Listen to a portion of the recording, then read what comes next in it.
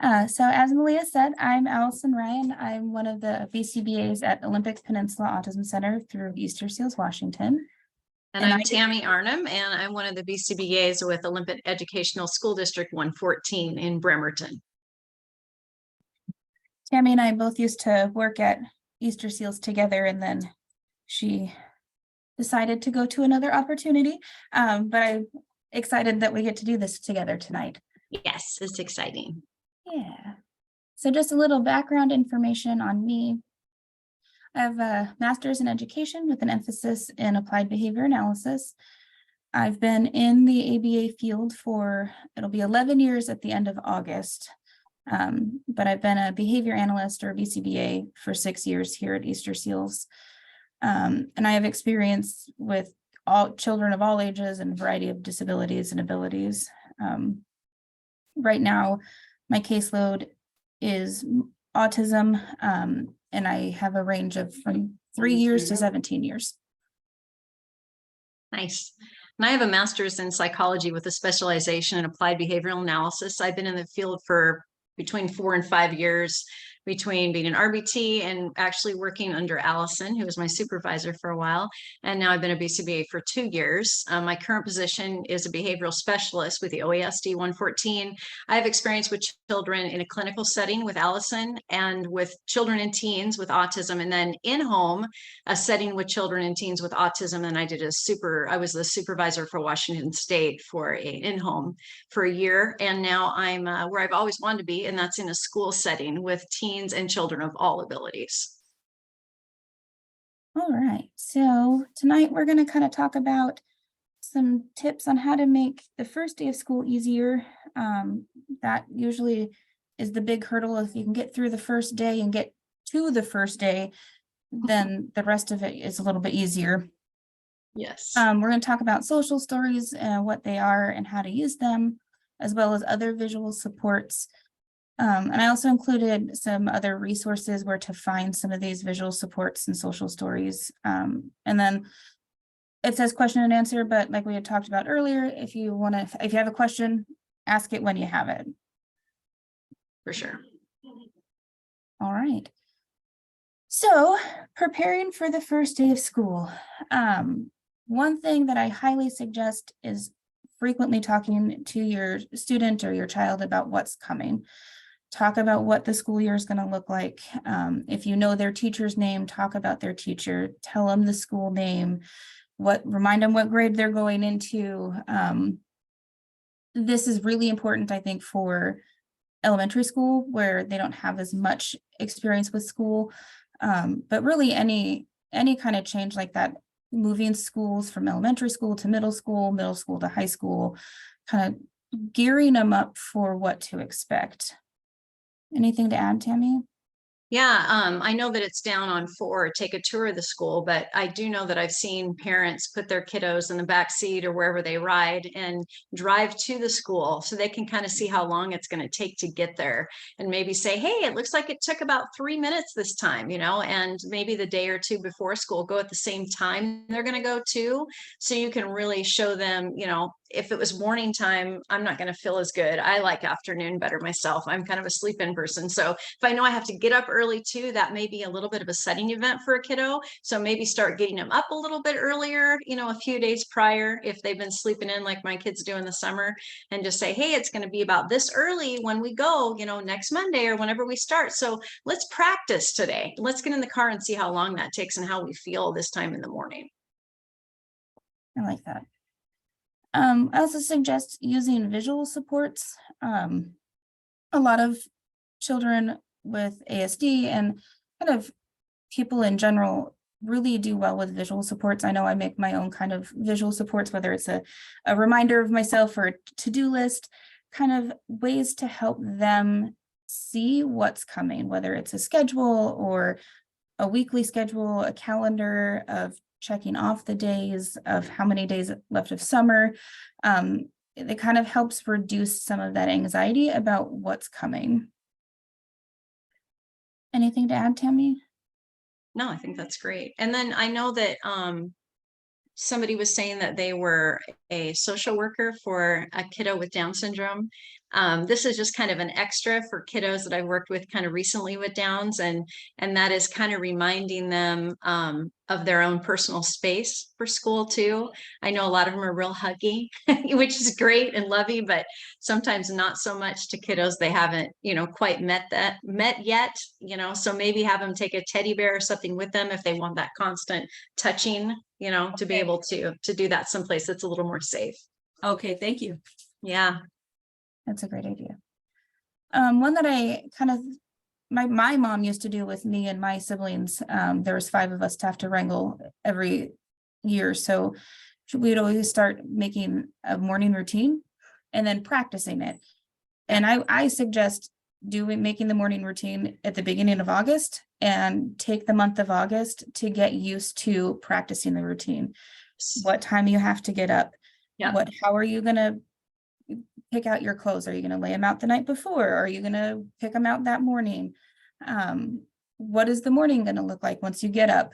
Do you get up, get dressed, go eat, brush your teeth, kind of practice all of that, including packing the bag, getting lunch, whatever that looks like, getting in the car and practicing it daily so that by the time school starts, it's truly a routine and it's out of habit now. The other thing too, getting prepared for that. I know kiddos maybe with ADHD or, where they really get stuck on one little thing, having them pick out what they're going to wear. I know that a friend of mine whose kiddo had ADHD, and I actually tried this with my kiddo that does, and it worked really well, is not just have, there's your shirts, what are you going to wear? There's your pants, what are you going to wear? But have an entire outfit already prepared, because her kiddo wanted to start at like 2 or 3 years old, and he was getting purple pants and a pink shirt or whatever. And I mean, that was fine if he wanted to wear that, but she didn't want him to look like that. She wanted him to, to look whatever. So make sure that you have things that match all together, and your choices aren't this, and this, but your choices are these 3 outfits. Which one do you want? So it already had the socks, it already had the shoes, already everything else. And, limiting those choices to helped him not to, be overly hyper about it or overly concerned about it. So how do we prepare for the loudness of the school? So this is you're talking about the routine and having that, but I think this is where really the school team comes in as a school. And, not every single outside BCBA is as great as Allison that I work with. So I don't know when I'm coming there, what their extra special needs are. So really being able to see if they work with a behavior specialist, if they're in an inclusive room, if they're not, if they're going to be pulled out for resource, to be able to know, do they have those things there? And when you go in the first day, or you can email their case manager, whoever, and say, hey, there's a lot of sound sensitivity. Will these things be available? And they should be already available in the room, but sometimes the kiddos like that kind of at a security blanket to have their own headphones. I work with a couple of kids that they have them on all the time, and those are theirs, they match their outfits, so just really not just the kiddo having a heads up, but you having a heads up too, because you know what those modifications need to be, because nobody knows your kid better than you do.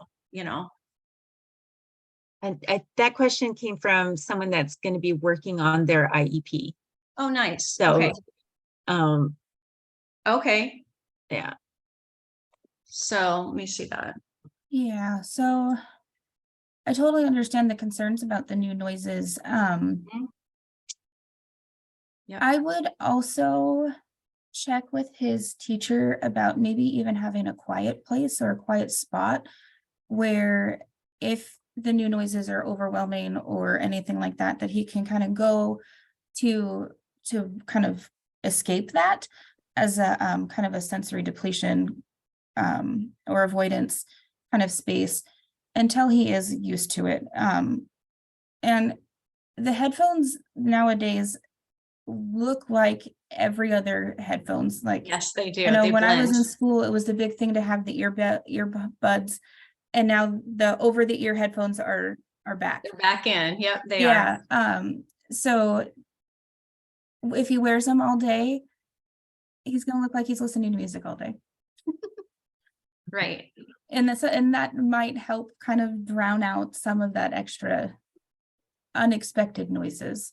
But even maybe talking to him about, you might hear people yelling, you might hear bells chiming from the end of periods or a fire alarm, or kind of helping him prepare for some of those noises too. Mhm. Mhm. And again, giving, his teacher a heads up. Hey, if you know there's going to be anything loud, if you please, let him know or help prepare him. I mean, I'm not exactly sure if he's going to have, a kind of a teacher's aide or a one-on-one or anything like that. That's Kathy, right? Who was saying that? No, was that Kathy? I Yeah. believe so. Yeah. And if has he been going to public school before now? Yes and no. He has. Program. Yes and no. He's been in a day program as well. Oh, okay. Okay. So so he does have ABA at home. So you're not sure if he'll have that at school or not, right? No, he doesn't have any at home. I don't know what they're gonna do for school. We don't even know if he'll. Okay, that was from somebody else. I'm sorry. I couldn't Oh. tell who the chat was from. Okay, that makes sense. Okay. The chat was from me, Okay. Oh, and my kid does have, he wears hearing protection whenever we're out in public, Okay. and it doesn't seem to really help, and it results in aggression, even Okay. aggression towards, it used to be just towards parents, but now it's towards caregivers as well. Okay. That's his coping with loud noises. His BCBA comes on Friday. I can Uh-huh. probably maybe discuss it further with her. But I was Yeah. just, when you mentioned like new environments, it Yes. made me think the high school is going to have um different noises than what the middle school or the elementary had. It could. Mhm. The other thing is too, is if you could have that BCBA reach out, to whoever his teacher's going to be. I mean, I know that I'm really welcomed with open arms if I reach out and talk to a teacher. If you could get, a release form that you'd be able to do that, and they'd be able to do that with you. It'd be really great if you guys could collaborate. And even in-home care, I know that what we did a lot to prepare our kiddos for school is we, played school at home, and we talked about the many things that could happen. And hey, you just heard a loud bell ring. How can you tell somebody that bothered you? So we do a little bit what we call an antecedent modification. We modify some situations so those things, are less likely to happen. If that makes sense. It does. I was just kind of concerned that as he's gotten older, his auditory sensory issues have increased, unless that could be related to teenager changes. Absolutely. Absolutely. All abilities have a lot of changes during that time. That's for sure. I think we all did. Yeah.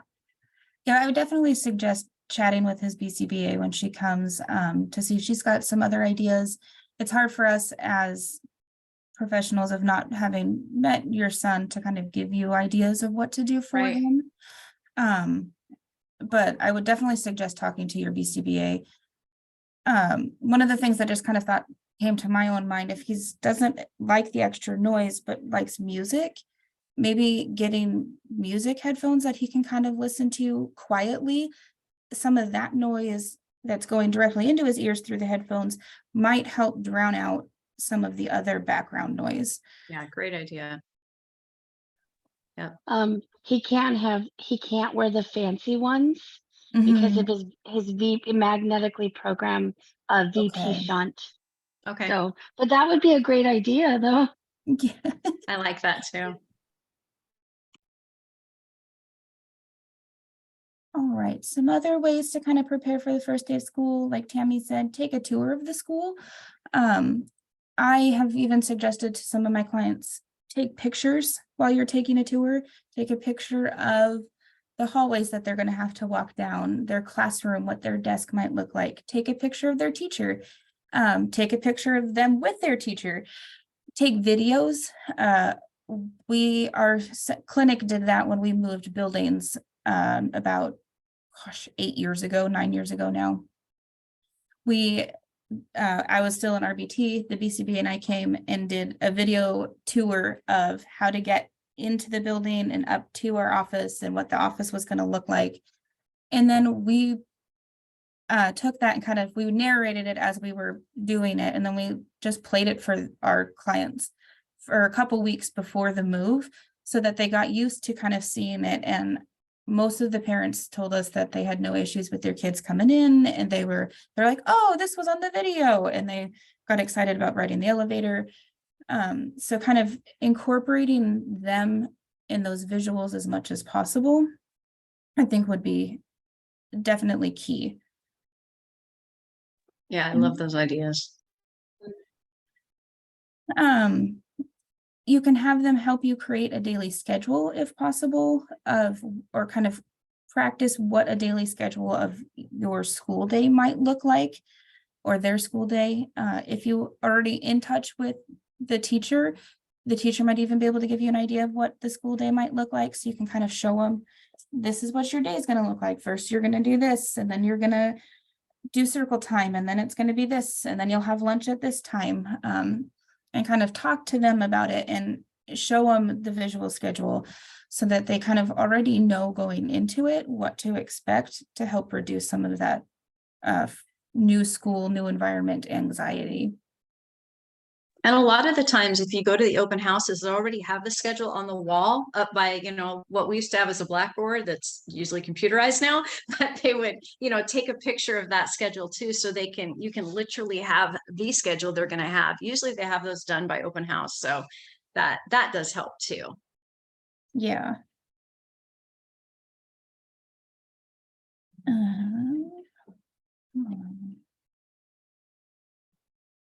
One thing that I tend to think about a lot with my clients, I have a good handful of them that use some kind of augmentative or alternative communication, whether it's a speaking device or a PECS system or sign language, that if they use some of that alternative communication, make sure your classroom staff knows, at least make sure the teacher knows that, hey, my kid is learning sign language. This is what we're doing. These are the signs that they know. Or my kid has a speech device. It's going to come in his backpack. He uses it like this. If you do an open house or go to a meet and greet before or do your tour, it would be a good idea to bring it with you so that they can see it. If it's a device, I also recommend letting the teachers know what app you're using, so that they can do their own research on it if they need to, if they're unfamiliar, so that they can become familiar with it. Any suggestions on that, Tammy? Anything else to add? No, I just cannot stress the importance of that communication, especially if that's, their main communication is AAC device. A lot of it, sign language is a little bit easier, but like Allison said, we need to tell them what the repertoire of the kid is. And sometimes they have, their own signs for things. And so explain that, hey, this is the way that they talk. But I think the program and the AAC device is very important, because most of the schools that I've been to, at least for the resource room or the special education room, especially for the littles, will have a lot of AAC devices. But they're not always ready to go. So to really have that as your responsibility for your kiddo, for their communication, is really important. And I've had a lot of people that have asked, my problem is I don't want my kiddo to use the AAC device because they go on and they try to play games. So we try to make sure that that's just used as a voice. And I think it was Allison that taught me, we call this their voice, and this one could be their iPad, and really, making sure that there's a big difference in those two things, that's not a thing to play with.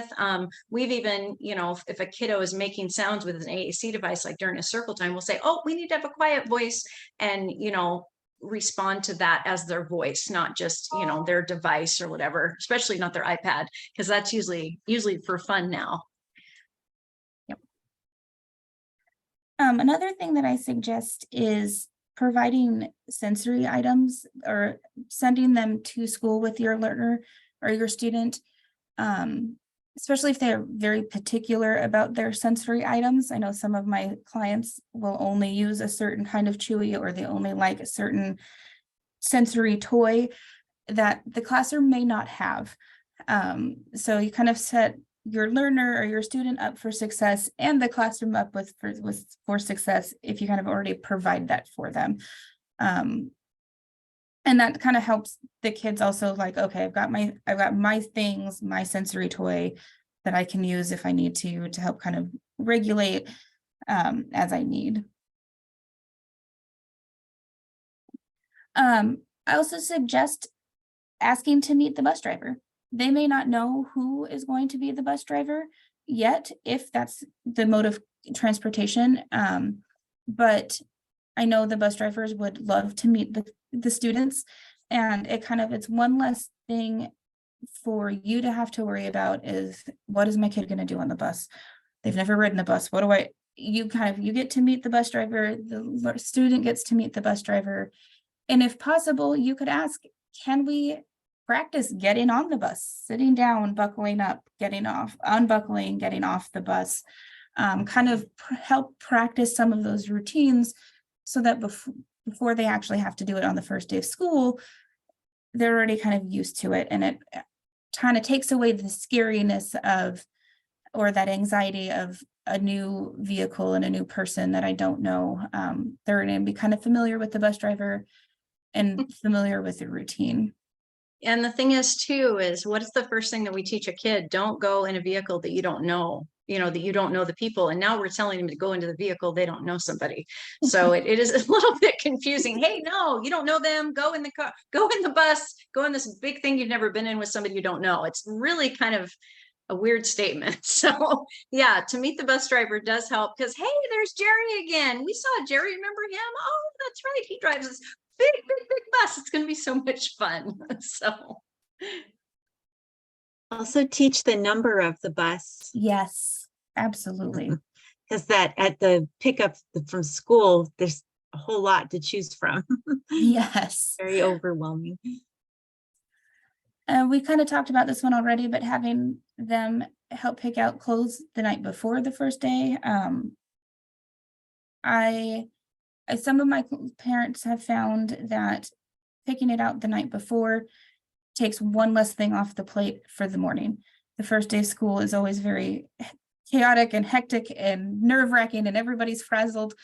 But if you take one less thing off the plate, because you don't have to worry about it, clothes are there, started on a good foot, you're kind of helping increase that predictability for your learners of, okay, this is one thing that I already know what's going to happen. These are the clothes I'm wearing. And then one thing that I found kind of through my research and kind of talking with some of my parents that I didn't think of, but sharing with the school. So whether you have time to type up a quick thing on your students' likes, their dislikes, typical triggers of problem behavior, or this certain noise is always going to cause this behavior.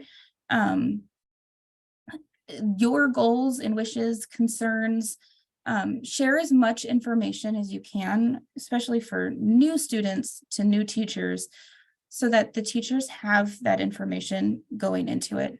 I think the likes and the dislikes are probably the most important, because that's how your students and teachers are going to connect. And if the student or teacher already knows kind of what they like, they can come to that student with, these are the things, hey, I know you like all these things, let's talk about it, or let's play with these certain things, or yeah, I like that. Anything else, Tammy, that you can think of? No, I think that's great. I think it's just like inviting somebody over to your house for the first time, and that's how the teacher has to feel. It'd be nice to know what they enjoy, the things they don't like, especially if they're already having a BCBA at their house, like one of you were, or maybe a therapist or something. If they could write just some kind of paragraph, these are the things that seems to upset him or her, and these are the things that we've done that seems to help him out or help her out. Like the quiet area, or this just really, you know, he needs some time if he's unable to get through something that's difficult for him, you know, something like that. Just, you know, any information, any heads up. It's just like if you bring your baby to a babysitter or you bring your grandma somewhere and you have to tell them certain things, you know, it's always great to know something about somebody else so they're able to build that relationship. Last summer, I went to a support meeting where they helped us write a letter to the teacher, and you want to front load it with all the positives about your child instead of, oh, this is how, you know, my kid needs a lot of support and this is how, you know, say whether they're funny or loyal, or and then go into how they need support, and then a thank you. I like it. Yeah. Yeah, The following things brings out the best in my son or daughter. absolutely. All right.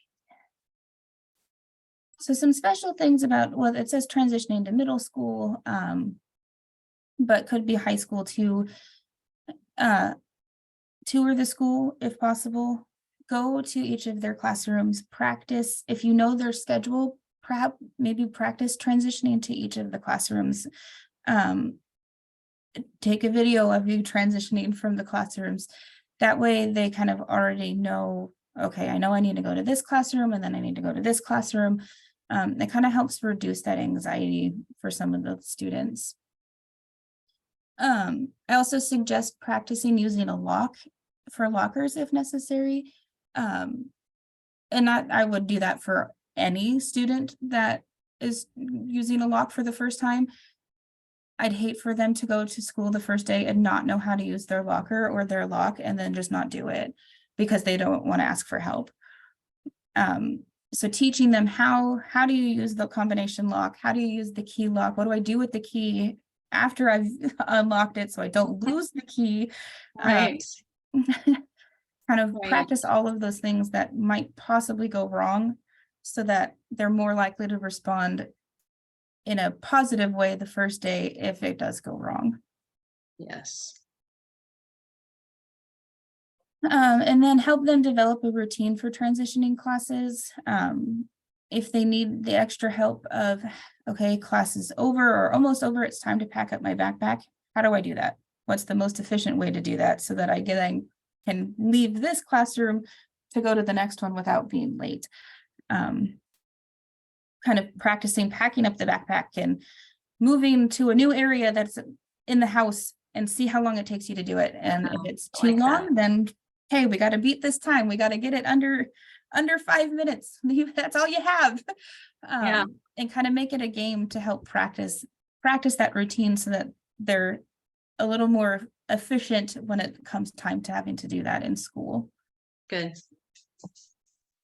Anything to add, Tammy?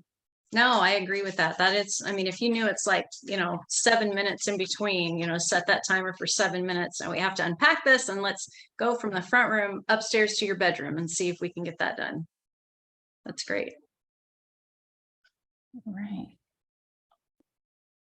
So, some things that I have found useful with some of my clients, kind of in a variety of situations, but a lot of times with transitions, especially to something new, like a new school, starting school, moving houses. One of the big things is social stories. So social stories are short descriptions of a situation or event or activity that includes specific information about what to expect and why it's happening. They're typically written in first person from the student's perspective. So it'd be like, my name is Allison and I am starting 7th grade and I'm really nervous, and it kind of talks about those things and what to expect. Social stories can kind of help reduce or decrease anxiety. It can help teach you rules in new places. It can also help demonstrate social cues. It just kind of depends on how you use them and how you write them. Anything to add, Tammy?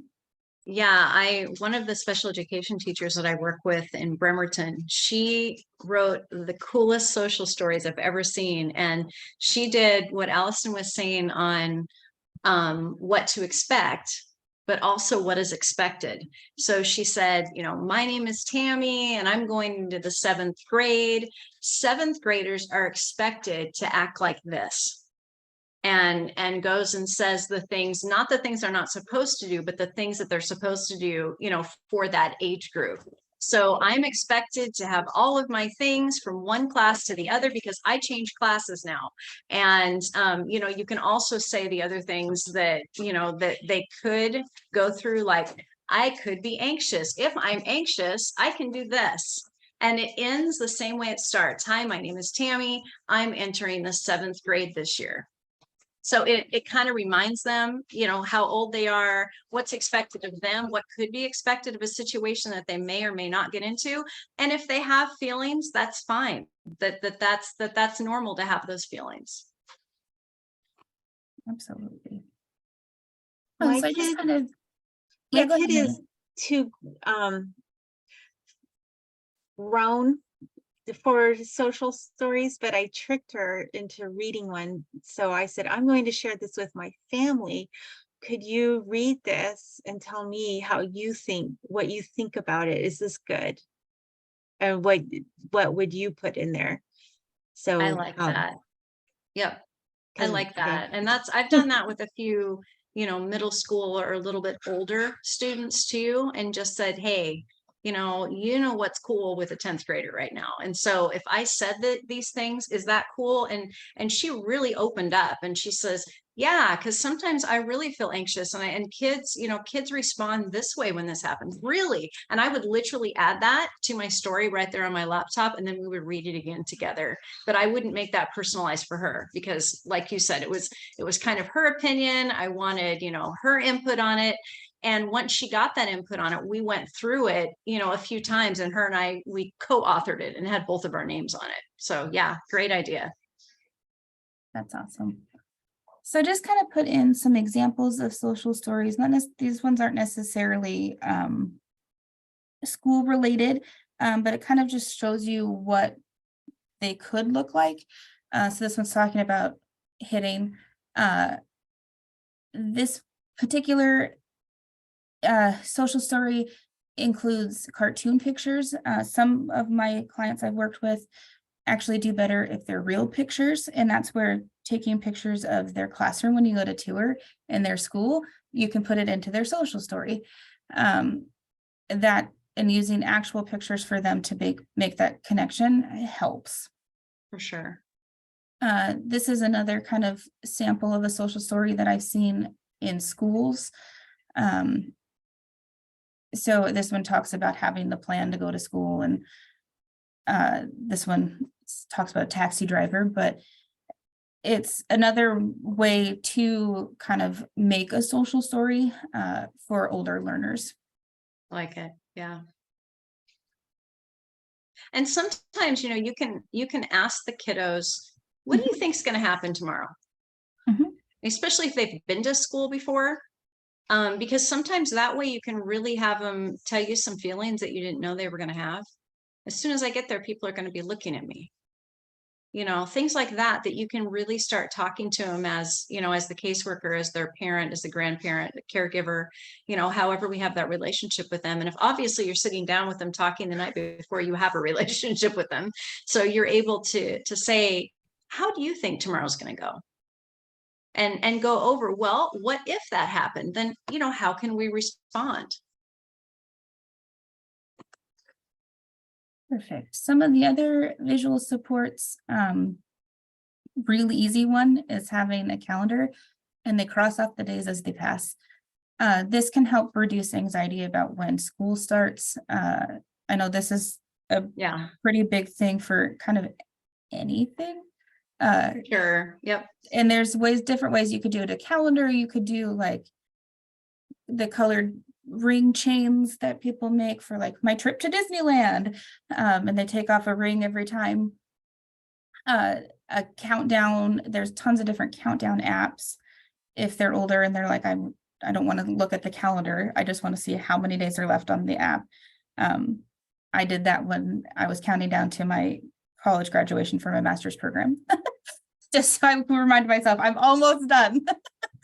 but it's super easy way to do it, to kind of give them some kind of visual of this is how many days are left. Anything to add there, Tammy? No, I like that. I did that when my first baby was going to be born. Of course, I was way off on the date, but you know. One of the other visuals that I tend to use a lot with my clients, and that I suggest parents using, that I like, that's can be relatively easy, is using a visual routine or a visual schedule. Yes. The nice thing about having some kind of visual schedule is it helps increase predictability. The kids can see what's coming up, what's expected of them. It also helps develop independence. So you can give them the visual schedule that we see here and say, okay, look, we're doing your good morning routine. Here's it. This is what you woke up, you used the bathroom, we're at breakfast. The rest is yours. And it can also help them plan their transitions. They can see, okay, right now it's lunchtime. After lunch, then I have to do quiet time, and then I can have a snack. It kind of helps them mentally prepare for those transitions that can be difficult. This example on this page is with pictures. I've also done written schedules for clients that are a little bit older, that don't necessarily need the pictures and can read. So I have them help me develop the schedule for their day. Whether it's this 3-hour session that they're here with me, or their day for the next day, how is that going to look? And that it's easy to do on a whiteboard, in a small whiteboard with a dry erase marker. They can change it easily if they need to. But also getting them involved in building that visual routine kind of helps get a little bit more buy-in from, especially with older students. That's key, is getting them involved and on board. So, and it kind of gives them autonomy and kind of that control over their day. Anything And two, yeah, I mean, the one thing that I've recommended too with a lot of clients, especially the ASD clients or ones that have autism, or even have that rigidity, you know, a lot of kiddos have that even with ADHD or ODD, but would be able to have these not as anything permanent, but things that could be moved and removed and added to, because we want to show them that life isn't always exactly the same. And so it does help with that rigidity. It also helps with generalization to different settings and events, because sometimes they're going to go to school and it's not going to be exact, because there's going to be some kind of rally that day, or some, you know, something, it's going to be a half day or something. So being able to show them in the morning and give them a heads up, you know, that there may be a few changes. And so change things around a little bit and tell them the night before, hey, tomorrow we're going to get dressed before we have breakfast. So let's just try it. Let's just see how it goes, you know, and slowly start putting those things into their schedule. We did that a lot in in-home therapy. And that was just to prepare them for changes outside of the home, because, you know, us as parents, we want to be able to help them, you know, get through times like that. And some kids, that doesn't bother at all. Some kids are like, hey, I want to try change everything today. But if it is a kiddo that does have some rigidity in their schedule, and it gives them anxiety, if they go to school and they have a half day that day, it's just really good to be able to give a little bit of a heads up that things do change. And you know what, that's okay. And sometimes that makes us upset, and that's okay too. What if there's a change in tomorrow's schedule, you know? May I ask where to find a resource like this? And is it something that you had to pay for? Is it like teachers pay teachers, has paid content, or is this free? So this particular one was just an image that I found. I usually make my own visual schedules because I'm picky about the way that they look. But there are tons of different resources, which leads us into our next slide. Oh, there we go. It's like you knew. Yes. Well, I also wanted yes. to say that we have a laminator at Easter Seals, and if you like put a sticky, so if you laminate the pictures and then put Velcro on the back, Mhm. you Yep. could take on and off those pictures. Yep, Yeah. that's how we do it here. So this last slide is just some resources on where to find different social stories and some of those visual schedules or routines. These are just a couple of them. If you put in a Google search for social story about your There's a first day of ton. school, Yep. you're going to get tons of things. Yeah. As Malia said, Teachers Pay Teachers is a really helpful tool. They have a good amount of free content. Their paid content is definitely one of those like you get what you pay for kind of situations. Their paid content is a little bit better. But I've gotten kind of paid from things for them and have pulled free things. The National Autistic Society is a great resource for all kinds of different things. I've used the Social Story Creator app. It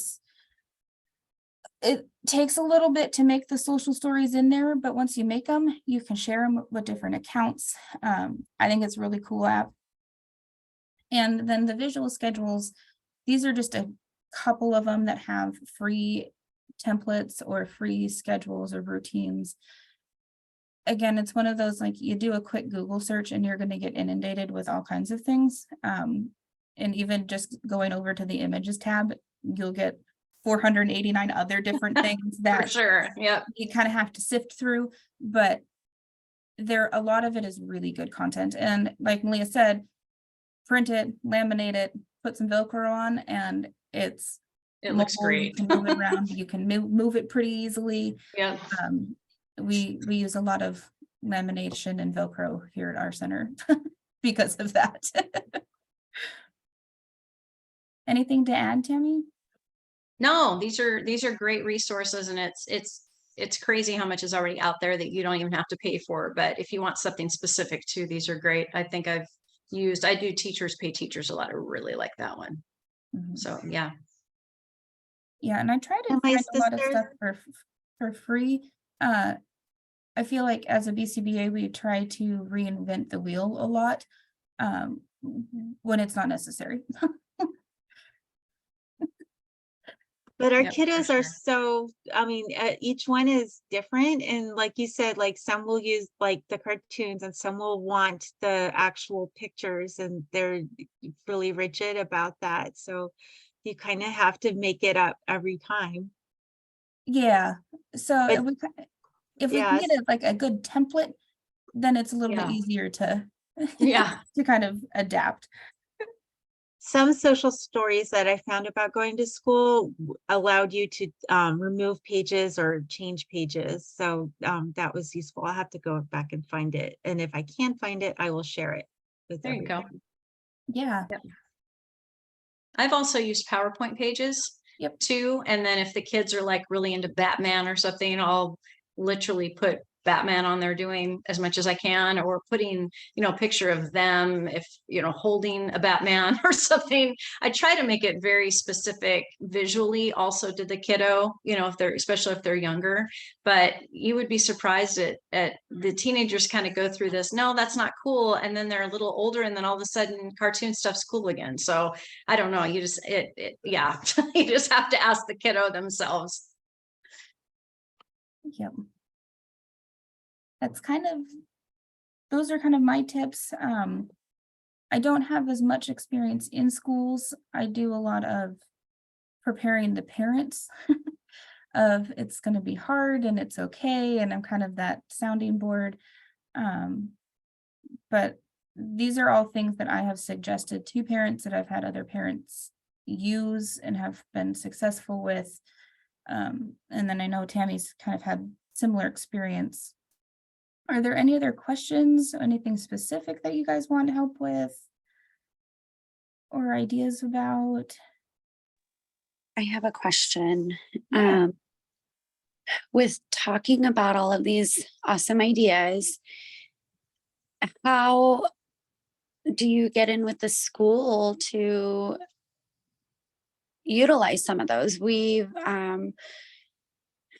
had a hard time getting in towards the end of the school year. We were able to get we wanted to do those kind of loud transition times and kind of get my son to experience that before just, starting first day.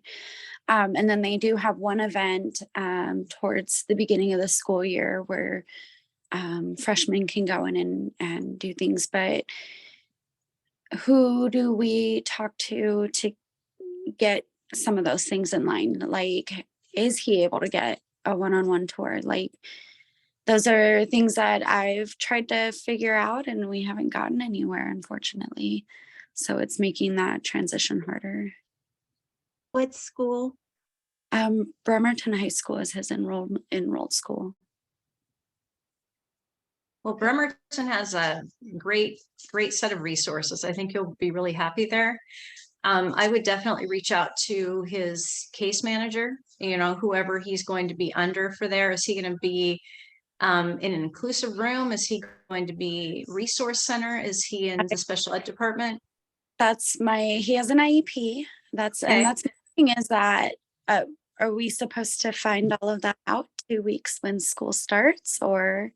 I would just reach out to his case manager and just say, hey, I have a few questions. I would like to be able to meet with you maybe ahead of time or talk to the special education director or the resource room person, just depending on where he's going to be, how many minutes he has for special education, as opposed to how many minutes he has maybe in the resource room, or if he has a one-on-one helper at all, or if he has a paraeducator is it going to be like him and 2 other people in a room? There's a lot of different things like that go, with the IEP, of course. Right, which But I don't think you've got your IEP nailed down for autism. I think he's going to be in general population with just an ADHD diagnosis. So we're the DD application in. I don't know what the likelihood of him actually getting approved for that. That's as far as we've gotten with any of this, and that's kind of why I'm on here, is to figure out how to make that easier. Because again, like I said, it's not because I haven't tried to get any of these transition things done. It's because everybody goes on vacation and right school starts. So I don't know. And getting them to understand that, he has just a typical counselor as any normal kid would have. And I don't feel like I expressed that's not enough. We did introduce my son to him, but I don't think they're really understanding. Like, there's some kind of misconnect with what he's going to need and what they're really treating this like he's some typical. And has he been diagnosed with autism? Just recently. Just recently. Yes. Has been. Okay. So you should be requesting a reevaluation Yes, of for his sure. IEP, because you can request a reevaluation after receiving a different diagnosis. We And- did towards the end Good. of grade. That was towards the end of 8th grade, and that's what kind of crammed the end of the year, getting transition papers and all of their stuff, their IEP done. And yeah, it was a mess the last 2 weeks of school getting all that done. But I don't know. Who do we talk to get the ball on? Because I've talked to the director of special ed at the high school, and even there's not much direction there with getting him in, and kind of acquainted better with the school. And they're just kind of expecting he'll be able to do the social things that they have scheduled already. And I don't even know if that's going to be geared towards, I don't think that's going to be something he might be able to do. Is your son concerned? Does he have concerns right now? No, he's in full on summer mode. Okay, that's good. That's good. Learned probably the day before. Yeah. But I know that he needs that transition.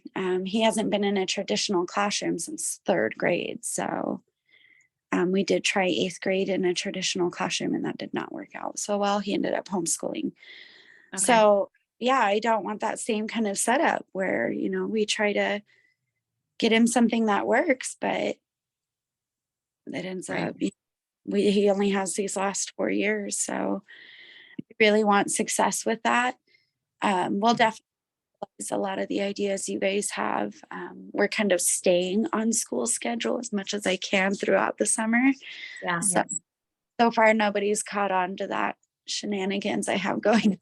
Good, good. Have That was you, have you planned, but reached out to the special education director of the district? yes, that's who I'm talking about. Okay, okay. Did in the beginning of the school year. He did help us get him into a day program as far as I know. He has a spot in that program, but even with just the high school, I don't even think they understood that when I tried to tell them. I don't, they were ready for summer vacation, it feels like. Yeah, they should be back in the district office relatively soon though. Okay, well, yeah, I figure, yeah, it's the end of the month, so they'll Yeah. start. Let me packing. know if you don't reach someone and get and feel comfortable with the response, and then we'll figure that out. We'll advocate Nice. to the correct person. Okay. Awesome. I will do that. Because yeah, I'm really stressed about it, and it may just be me, but I don't know. He just school is a church Yeah. that if he goes in on the wrong foot, it may, you know, it may not work for the next couple years. It may be a struggle trying to get him back on track. So Well, let me give you a little bit of your power back, Kathy, because what you're doing right now is doing research for your kiddo, and you're the right person for the job, and you're doing what's right. And he's really blessed to have you. yeah, I just wish they'd, you know, they'd listen. We know our kid's the best. Well, you just little you keep on talking Mama Bear until they listen, because that's what we have to do. I will definitely, and I'll reach back out to them Good. the next week, because yeah, it'll be August soon. It'll be that time. Thank you. Yep, of course. Yeah. Anyone else? Any other? So last year I wanted to set my daughter up for success, but she wouldn't even hear about school. She's like, if you just talk about school, it's going to just make me anxious. I just want to show up. But that was different because she went into 5th grade with the same teacher and the same students that she had gone in with the year before. So I said, you know what? Okay, I'm not going to press it. But this year is a completely different scenario. All new teachers, many new students, very few that she went to school with. So, oh, I have someone coming. Oh, okay. I don't know. I have to be creative and tricky about how to talk about it without setting off anxiety. Yeah, and what I found with some of my older clients is if I put the onus on me, like I want to talk about it because I'm feeling anxious about it or something, or I'm worried that I just want to make sure that they know what's going on. They seem to be a little bit more willing to talk about it. If it's like, it has nothing to do with you. I'm not worried about you. I'm worried about my own thoughts. I need to talk about it to make sure that I know that I told you that we talked about it. Okay. that- So explain how anxious I am. Yeah. And I think it's Okay. good for our older students and to see that as adults, we still feel anxious about those kinds of things. And just kind of talk about it's going to help my anxiety about it if I talk to you about it to make sure that I know that I talked to you. You have the information. Now I feel better. And Okay. even writing that down, writing the conversation down with an older kiddo, I've noticed with teenagers that I've worked with, that I've just said, okay, these are the issues that I have. You know, the first one is, you know, blah, blah, blah, blah, blah. You know, what do you think? And take notes on what the kiddo says. And then Mhm. when they're ready to talk, bring that paper back out. and either add to it or go over some things that you work through. You know, I mean, just like any new or different experience, you know, we want as much information as we possibly can have, you know, prior to go. I do too. I mean, before you go on vacation in a country you've never been on, you know, you would like to know everything you possibly can and what other people say about it. You know, at least I do. Not everybody, but some people can just go. And then, not me, but Not me either. I had an issue that is unrelated to this about, she did really good the first 6 weeks of school and then burnt out. I don't know how to prevent that. I think because it was, I don't know. Yeah. I think the first 6 weeks are easy and then it gets hard. And then when it gets hard, they stop. Because the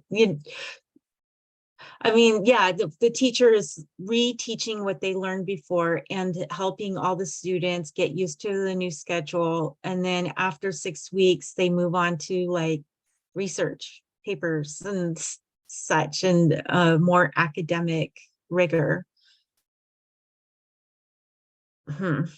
Yeah. and Which makes sense, because about 6 weeks into my college classes, I'm thinking how much harder it was, you know, let alone going back to something completely new like high school, you know. Yeah. Yeah, and so it's kind of like, how do we prevent or help her kind of cope with that burnout? Because it is, and maybe knowing that that's kind of her routine is when it kind of comes up to that 6-week mark of checking in. How are things going? What do you need help with? Is there something I can do to help you? Is it something that we need to talk to your teacher about, kind of helping her make a plan to not get overwhelmed? I mean, she's going to get overwhelmed. We all do. Yeah. But kind of helping her come up with a plan before it happens, of like, if this happens or I'm feeling this way, I can talk to mom, I can talk to my teacher, and kind of, I can take a break if I need to, kind of helping her develop that plan of, how do I cope with this, or how do I ask for help? Because I know that's, even for myself, that's sometimes the issue of, how do I ask for help when I don't even realize that I need the help? Of kind of like, hey, if I said, maybe just doing those periodic check-ins of how are you doing? How are you feeling? Are you feeling overwhelmed, or do you feel like you're staying on top of things? Especially if she's able to kind of communicate those things with you, and that kind of helps open that line of communication between the two of you, and hopefully she's willing to talk to you about, okay, mom, I can't, I'm done, or whatever it is.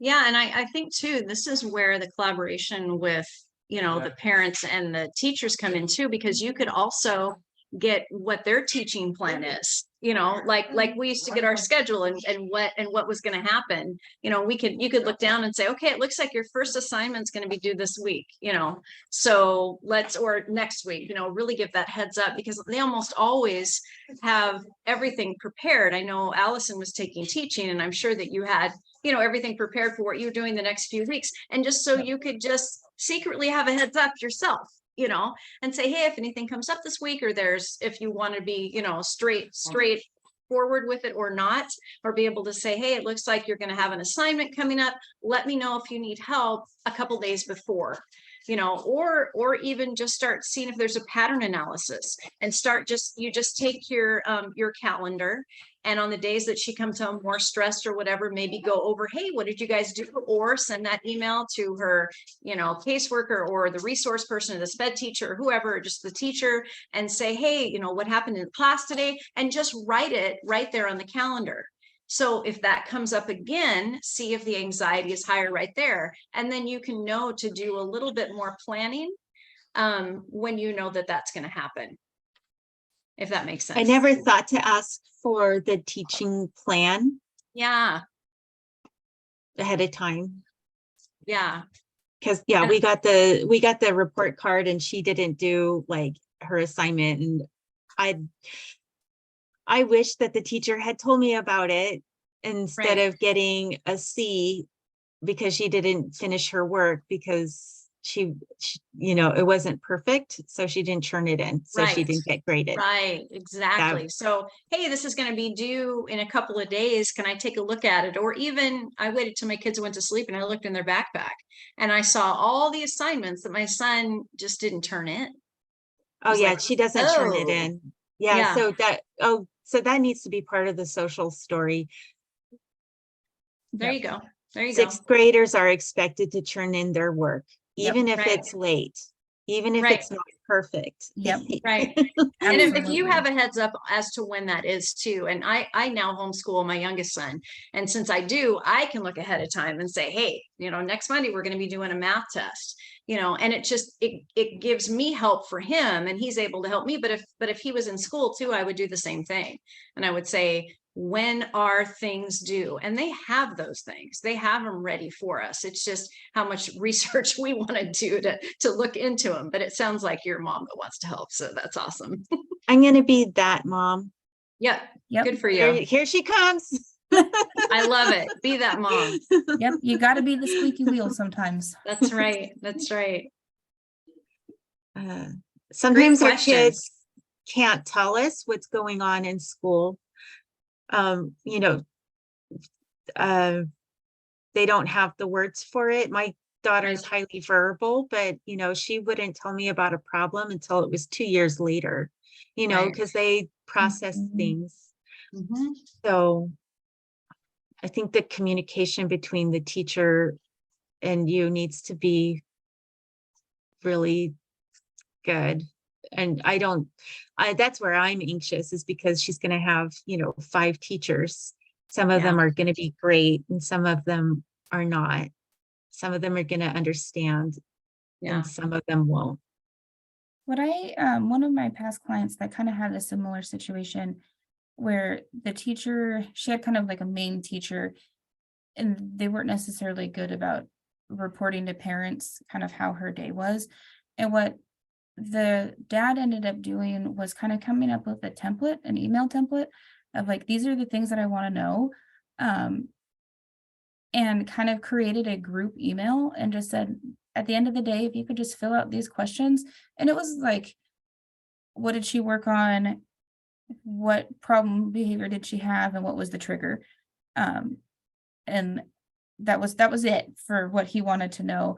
And that kind of helped decrease the effort that the teacher had to put forth of thinking, okay, what about the day do the parents want to know, when we just kind of were like, these are the 3 questions, here's the group of people that we want you to email. And it definitely increased the communication from the teacher. And they included me as the BCBA, so that I was able to kind of prepare for how the rest of her week was going to go, because she'd go to school Monday, Tuesday, and then come to me Wednesday, Thursday, Friday. So I was able to better prepare not just myself, but the staff working with her of, okay, these are the kinds of things that she went through this week. We're going to want to work on these things here. So long story short, make it easy for the teacher. So give Make them it easy for the teacher. Yeah. And even if they email it to, like, if she's got a caseworker or like her IEP manager, email it to that, and that manager emails you. So you're not getting inundated with 6 different emails every day. Right. But kind of lower that effort for the teachers, and they're more likely to want to communicate. Okay. Make Especially it because easy. in middle Yeah. school, we've got so many different kids that trying to take the time to communicate to all of them, the parents, would be impossible. But if you're like, these are the things that did she miss any assignments? Did she turn in her work today? Like, or even if it's a weekly email at the end of the week, these are the kinds of things that I'd like to know. I think it'd be easier for the teachers and kind of decrease the amount of extra, quote unquote, extra work that they would have to do. That on top of everything else that they already have to do. I think think it sometimes also- we think, oh, go ahead. Sorry. I think it is also helpful to tell the teachers that you expect a certain level of work out of your student, because not all parents do expect that. Absolutely. So you are one of those parents, and you're helping them, you're working to help them, Mhm. and you expect an A or a B or out of your student. Yeah. Yeah, I don't think there's anything wrong with that. And I think so many times us as parents think we're bothering a teacher. And then I've watched the teacher say, oh, I heard from so-and-so's mom again. Wow, she really cares, you know, and I'm just like, Aw. yes, I love that, you know. So we're the biggest advocate for our kiddo, you know, and I think that we need to remember that it's not bothering somebody. It's our kid's future. Yep. I've talked a lot. Does anyone else have any questions?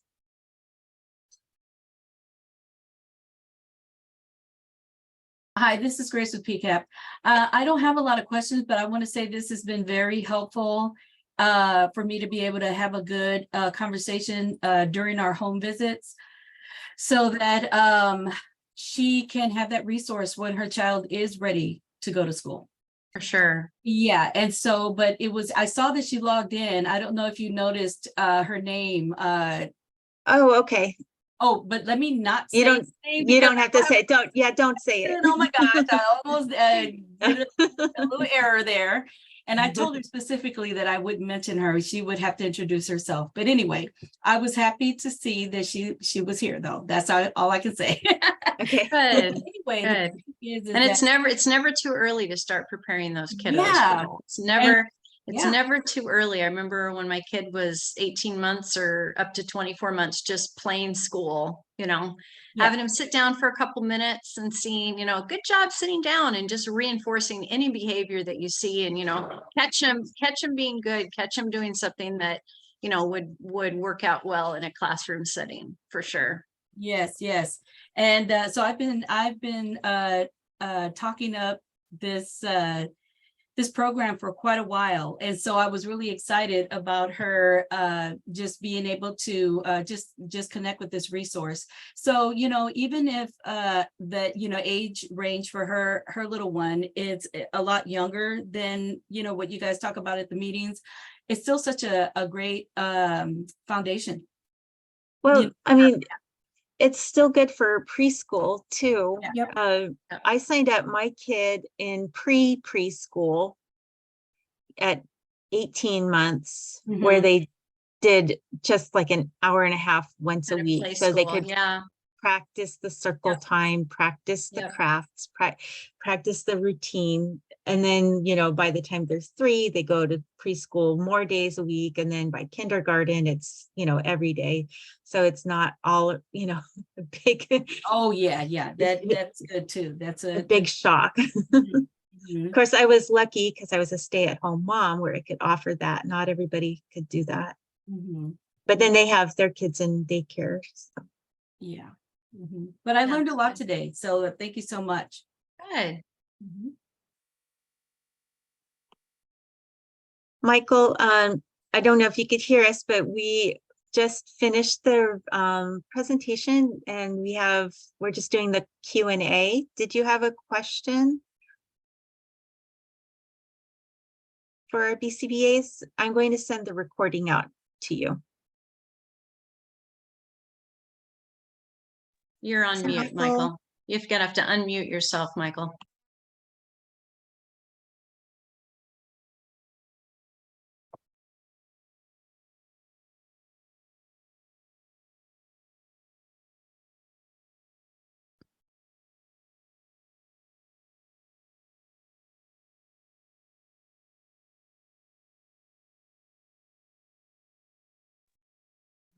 There, now can you hear me?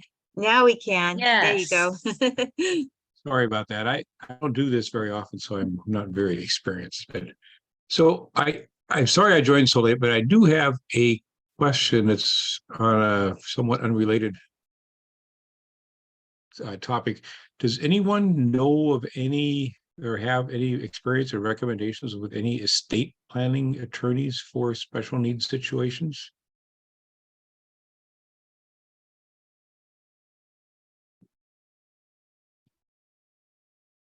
I know my uncle found a great attorney in Seattle for special needs, which he found very helpful. Yeah, That worked with kind of a wills. He kind of was a wills and annuity guy, but he also does a lot of things for parents with adult special needs kiddos, which my uncle has. But I do know that they're out there, but his was in Seattle, and that's where he had to work with that. Maybe you know somebody better than right, that, okay. county guys. But I know he ended up having to go through an attorney to make someone else like caretaker or something like that, in case of a Okay. will type event. Right.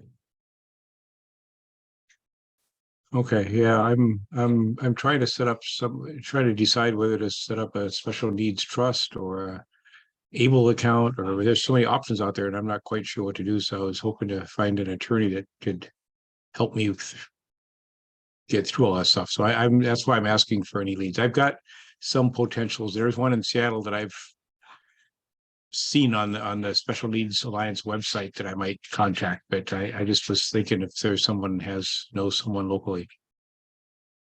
Yeah, that's the only one I know, and I believe he got the information through Fircrest Homes in Shoreline. My cousin with autism is 62 and he lives there.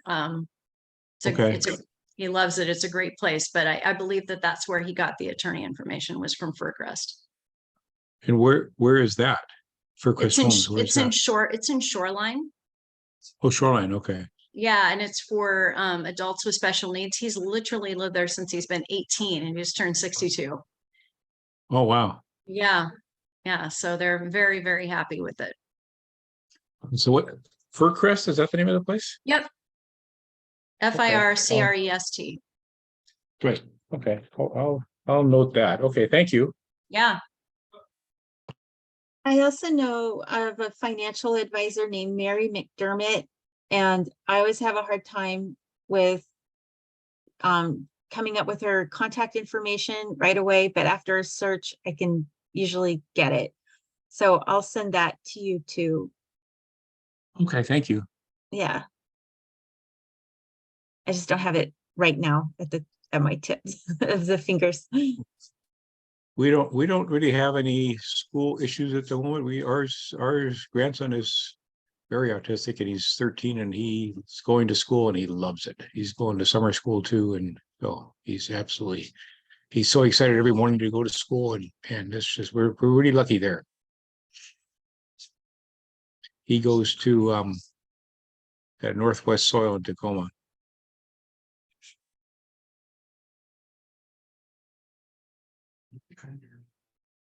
It sounds like you already, I mean, since he's going in the summer, you don't really have to worry about doing a schedule. He's on a schedule. That's every day, Yeah. so he's fine. Pretty much. I mean, he had a couple of weeks off and he gets right back into it. He's pretty good about that. Nice.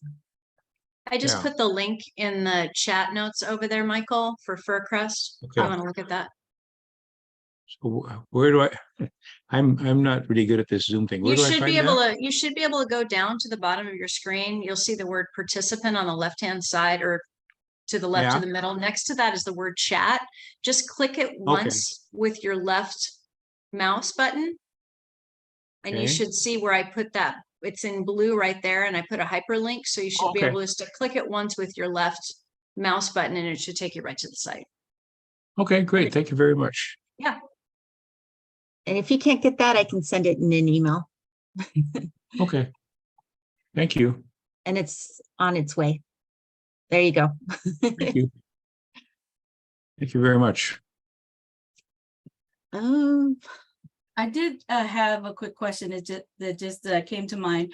Does anyone have any resources on preschool children for parent meetings for DD or Down syndrome? Children, resources for parents? Did you investigate further with South Sound? Parent to No. parent? Me? Okay, because yeah, No. that is who is helping us with parent meetings. And then there's also Alta Vista, but I believe they just focus on autism. Okay, But I would ask. And then there is also Tiny Notes, and both of those are in Port Orchard. okay, awesome. Thank you so much. You're welcome. Great. And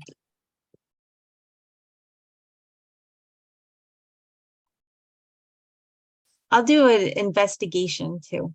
I'll ask one of my people. Thank you, appreciate it. You're welcome.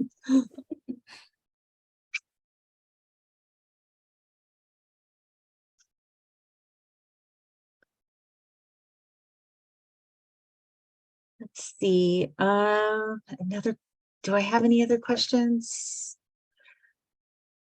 Oh, Where can we watch the recording? I should probably know how to look up a I recording. will send out an email with the link to YouTube. Awesome, thank you. Yeah. I think since there are no more questions, I'm going to turn the recording off.